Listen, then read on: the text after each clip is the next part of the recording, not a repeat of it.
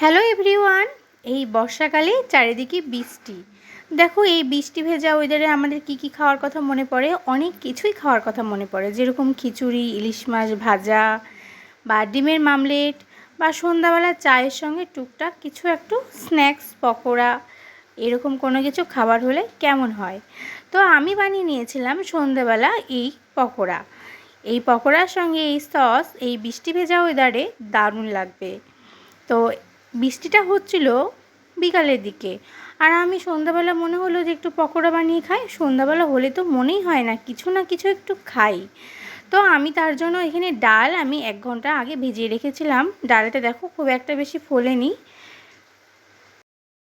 এবার এর মধ্যে দিলাম হলুদ গুঁড়ো, দিচ্ছি এখানে লবণ, আর এখানে দিচ্ছি 4টে লঙ্কা। দিয়ে এটাকে ভালো মতন করে মিক্সিতে পেস্ট করে নিব।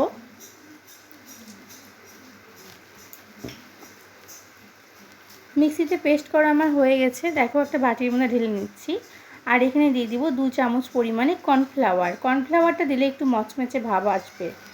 আর এখানে দেখো একটা মন্ড টাইপের তৈরি হয়েছে, এরকমভাবে থিকনেসটা আনতে হবে। এবার কড়াইয়ে আমি সাদা তেল গরম করতে বসিয়ে দিয়েছি। আমি এই সয়াবিন অয়েলে এই পকোড়াগুলো ভেজে নিব। আর আমি ভেজেছি এখানে পেঁয়াজি। তো পেঁয়াজিটা এখানে আমি পেঁয়াজ ভালো মতন করে দিয়ে দিলাম, কুচনো পেঁয়াজ দিয়ে ভালো মতন করে মাখিয়ে তেলটা যখন গরম হয়ে গেছে, তেলটার হিটটা লো হিটে রেখে আমি এক এক করে বড়াগুলোকে তেলের মধ্যে ছেড়ে দিচ্ছি। দেখো ছোট ছোট করে আমি ছেড়ে দিয়েছি।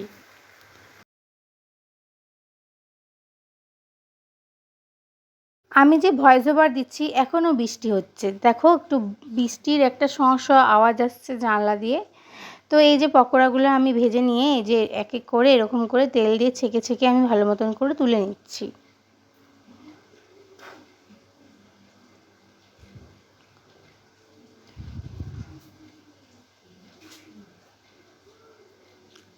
আমি তুলে নিয়েছি।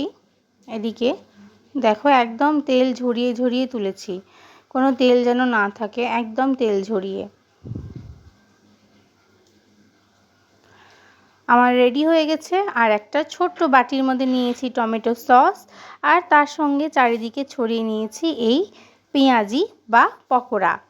এই পকোড়া খেতে সন্ধ্যাবেলা দারুণ লাগে। তার সঙ্গে যদি গরম গরম দুধ চা থাকতো তাহলে আরও ভালো হতো। দুধ চা ছিল না, তো এই সস দিয়ে আমি এরকম পকোড়া খেয়ে নিয়েছি। চলো টাটা সবাইকে, দেখা হচ্ছে নেক্সট ভিডিওতে।